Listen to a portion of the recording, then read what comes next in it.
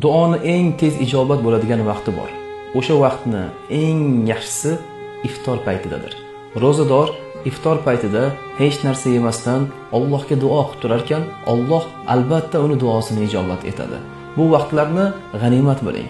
Iftor payti oila a'zoyingiz bilan, farzandlaringiz bilan o'tirar ekansiz, telefon o'ynamasdan, behuda narsalar bilan shug'ullanmasdan qo'lingizni duoga oching.